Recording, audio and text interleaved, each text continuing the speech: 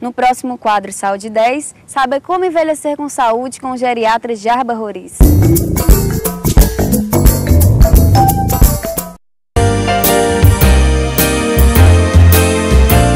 Hoje vou conversar com o Dr. Jarba Roriz, que é geriatra e professor do curso de Medicina da UFC e da Unifor.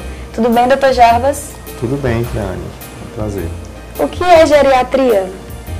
Geriatria é a especialidade médica, tá, que cuida das pessoas idosas, da atenção à saúde do idoso, tanto em aspectos preventivos, né, de evitar doenças, como também tratar aquelas doenças que já estão existentes, que são mais comuns na população idosa.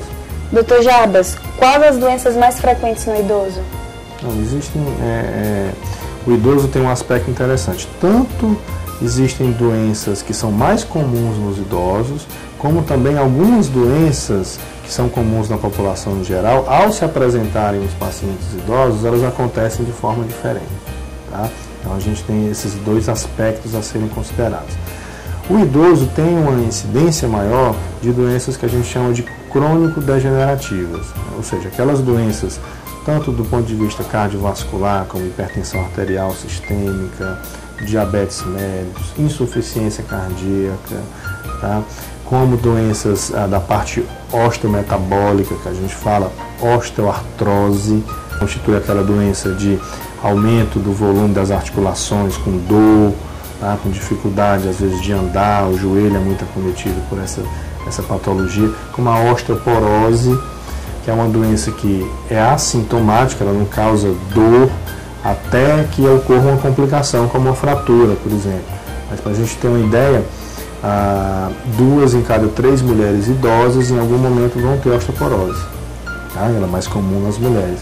E em torno de 20% dos homens mais ou menos idosos, à medida que o tempo passa, também podem desenvolver essa doença. O grupo das demências, puxadas aí pela doença de Alzheimer, também é um grupo de doenças muito comum, tá, dentro da geriatria.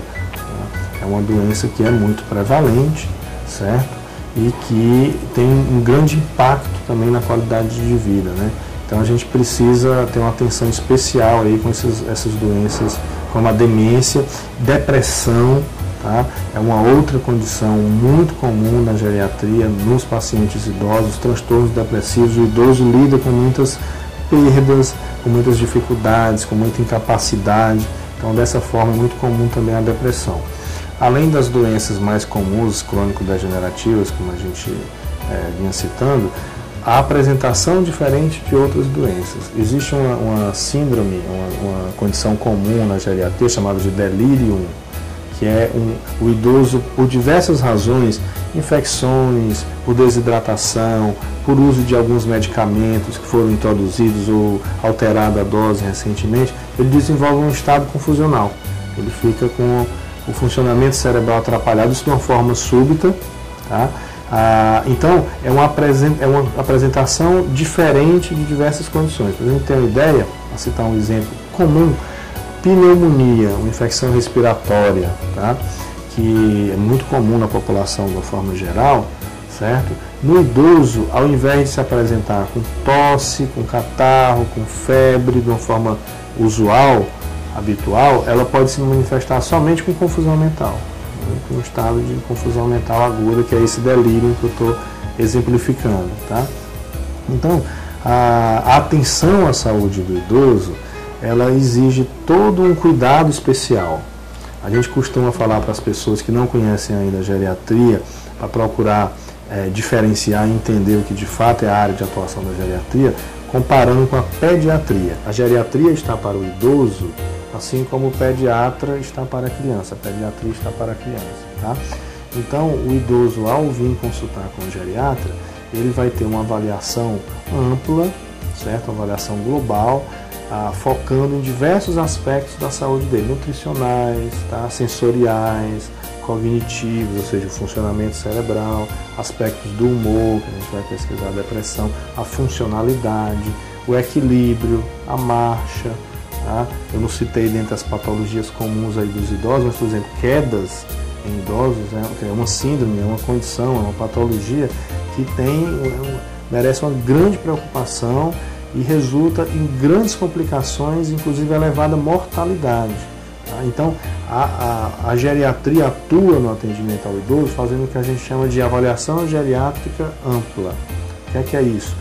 O idoso, ao ser atendido por esse profissional, o geriatra vai se preocupar em fazer uma avaliação detalhada desses diversos aspectos da saúde dele, para daí então traçar um plano de ação terapêutico, né, em primeiro lugar de prevenção de problemas e em segundo lugar de tratamento daqueles que já estão presentes, né, já existentes. Tem a idade certa para procurar o geriatra? O que é que o senhor recomenda? Essa é uma pergunta importante, porque a geriatria ela tem dois aspectos principais, tá? A geriatria preventiva e a terapêutica. O que a gente chama de geriatria preventiva, aí de novo fazendo um paralelo com a pediatria, na pediatria a gente tem a puericultura. O que é a puericultura? A criança desde cedo vai ao pediatra, desde o nascimento, né? Desde o neonatologista até o pediatra depois, fazer o acompanhamento do crescimento e do desenvolvimento, através do peso, da altura, de aspectos nutricionais, do desenvolvimento, marcos do desenvolvimento infantil, etc. E na geriatria a gente tem um equivalente que é a senicultura. O que é a senicultura? Da mesma forma, alguém a partir dos 30 anos de idade, por exemplo, é uma idade interessante para começar a se preocupar com alguns problemas relacionados ao envelhecimento, já deve, né, estar atento para esses aspectos e se beneficia de um profissional, que pode ser o geriatra, pode ser outro, um clínico, mas alguém que vai se preocupar em acompanhar o peso também, tá? A altura, pode haver nesse processo de envelhecimento osteoporose, perda de altura com o passar dos anos, tá? Paralelamente à questão do peso, existem os distúrbios metabólicos, né? O colesterol, que já nessa faixa etária já merece uma atenção maior, especial, tá? Já começa a ter incidência de doenças cardiovasculares a partir dessa idade. Cada vez mais a gente tem pessoas jovens, entre 30 e 40 anos de idade, tendo infarto agudo do miocárdio indo para emergência, porque hoje a obesidade, a doença cardiovascular, o cigarro, são problemas que estão começando na infância. Tá? A gente tem já um problema grave desses aspectos aí, já com adolescentes. Então, ao chegar depois dos 30, né, por volta dos 30 anos, as pessoas já têm, tá, muita coisa que fazer, muito que cuidar do ponto de vista de saúde, promoção de saúde com segurança e pensando lá na frente num envelhecimento saudável. E o outro aspecto é a geriatria terapêutica, né? Aquelas pessoas que já são idosas, né, que já passaram por esse processo, chegaram a mais de 60, 65 anos, elas então merecem ainda mais o cuidado do geriatra em virtude daquelas doenças que são próprias do envelhecimento, são mais comuns com o envelhecimento, que o geriatra vai ter uma atenção diferenciada, vai ter uma atenção especial um cuidado maior em procurar e conduzir, a experiência de conduzir essas patologias, com uma apresentação diferente de algumas doenças comuns dentro dessa população, né? Então, dentro desse enfoque, se eu fosse colocar um número aí, eu acho que a partir dos 30 anos de idade, as pessoas que procurarem um geriatra terão um benefício de fazer isso. Dr. Jarbas, fale para os nossos telespectadores qual o segredo para envelhecer com saúde. O segredo, eu acho que é se preocupar com a saúde, pensar nessas questões desde cedo, tá? Para a gente ter uma ideia, e dentro desse número que eu falei de 30 anos para procurar um geriatra, durante a infância e adolescência, a gente faz para citar um exemplo, tá? A gente faz uma calcificação do osso, um fortalecimento do osso e atinge um pico de massa óssea por volta dos 30 anos de idade.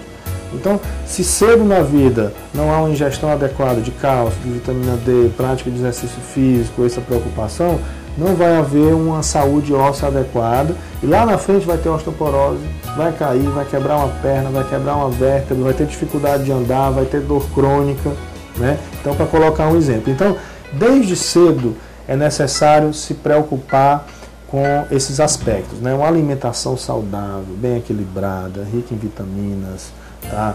Em nutrientes, em proteína, tá? Então, a atividade física para processar isso de forma adequada, fazer um fortalecimento muscular, um condicionamento físico, isso é o mais importante.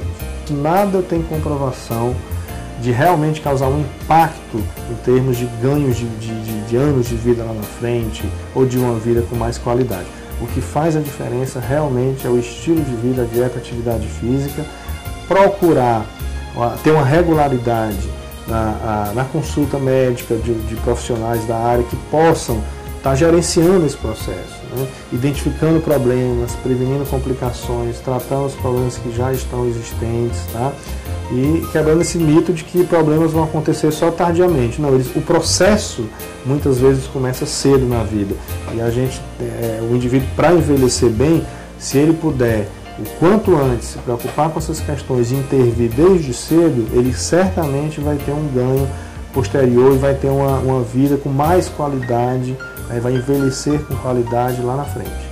Então, como você falou, o segredo é qualidade de vida e prevenir desde cedo, né?